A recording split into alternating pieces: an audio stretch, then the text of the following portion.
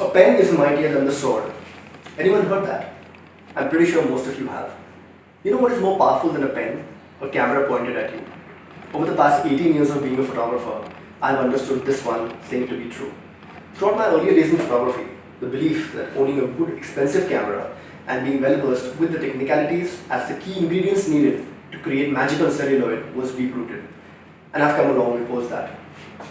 What I realized was that simply concentrating on the technicalities of the medium and accruing money to buy better cameras and lenses pretty much flatlined my creativity and growth. I've always believed, and still do, that photographer is only as good as his last shoot.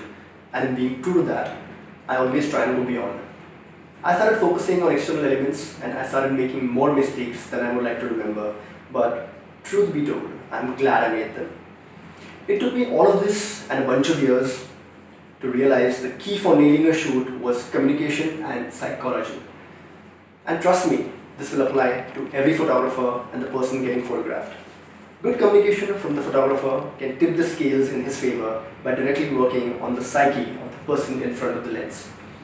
So both of them are mutually dependent to bring out the best in each other. I was never just a celebrity photographer. A good photographer works on the psyche of everyone facing the camera, whether a celebrity or not. I mostly shoot newcomers, people who have never faced the camera ever. This is primarily because everyone wants a bite of stardom, their moment in the spotlight, and fortunately, most of them do get it.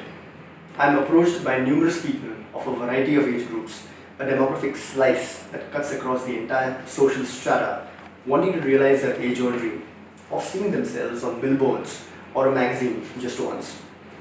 It's great because the way the advertising industry has changed, brands are on the lookout for real-looking people, relatable faces. The days where one needed to look like a Greek god to get into modeling or acting are long gone. So how do you get the perfect shot? Well, it seems simple when one practices for almost 2 decades. You begin to realize that the actual shoot is just 5% of the entire equation. The rest 95% happens before and after the photo shoot. Like I said before, and you will relate to it, everyone who you point the camera at freezes. Happens to the best of them out there. A still camera freezes time and immortalizes it.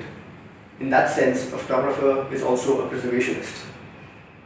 Often people are petrified of what they will show me in that split second. They're vulnerable. A camera sometimes makes people so conscious that they are unable to talk and sweat profusely in air-conditioned studios.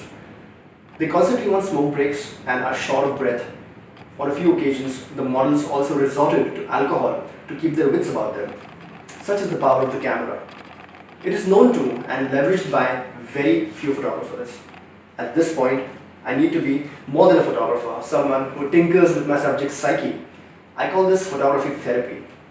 The shoot only goes through if I step out of my shoes as a photographer and get into the ones of a phototherapist.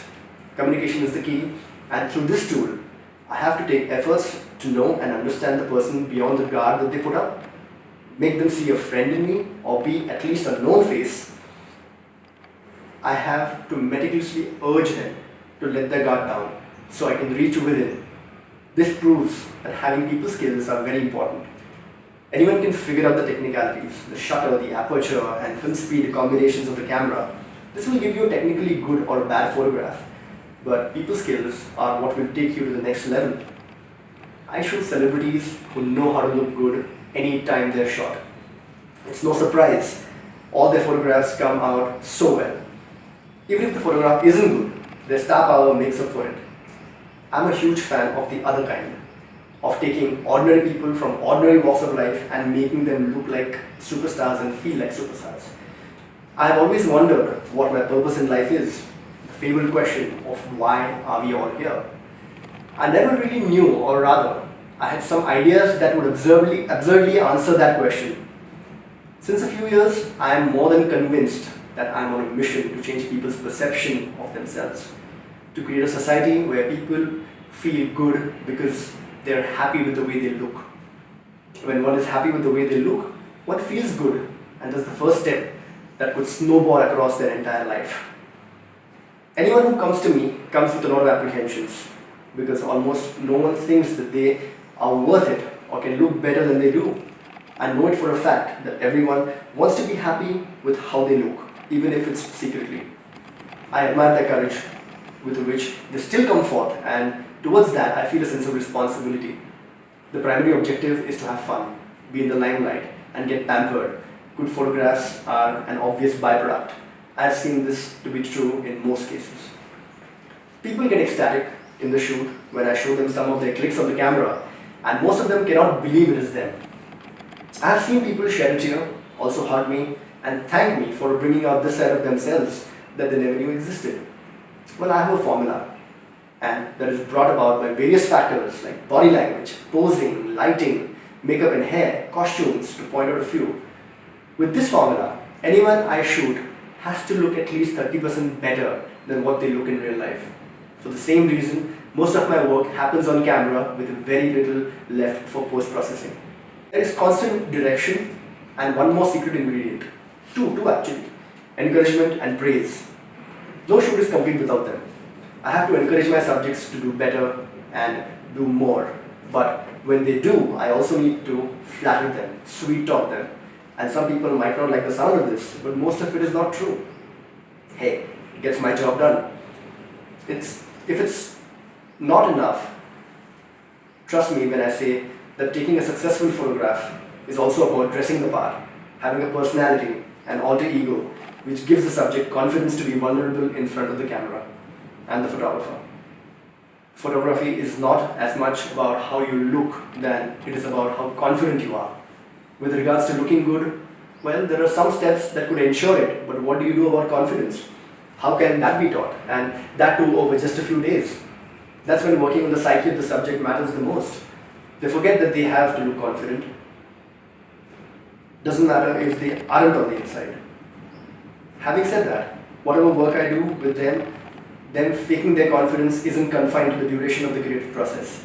Once the process is done, which almost always blows their mind, I've seen people be more assertive, more positive, well-dressed and confident in perpetuity.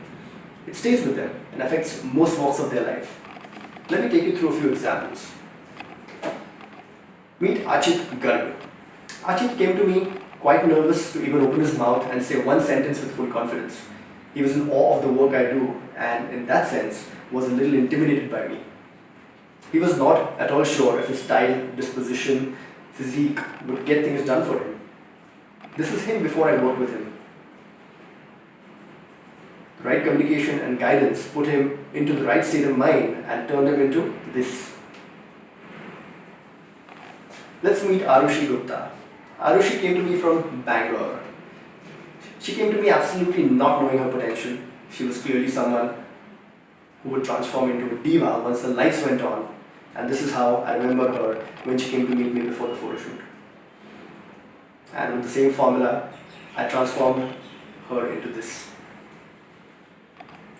Let's meet Vaibhav.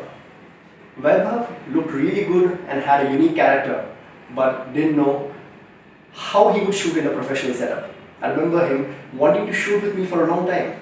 He mentioned not having the confidence to come and speak to me regarding the shoot. We had a common friend who he called to do a check on me regarding my temperament and how it will be shooting with me. He was a bunch of nerves. When I went to greet him at the studio, I remember distinctly that he wouldn't stop sweating and was trembling to even say one word to me without fumbling. With the same formula again, the entire team transformed him into something like this. So on a parting note, believe me, it isn't easy for them to do this alone. Being in front of the camera needs true dedication and conviction to come out in the open.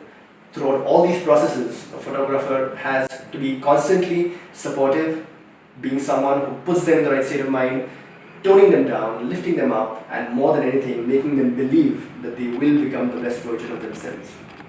Thank you.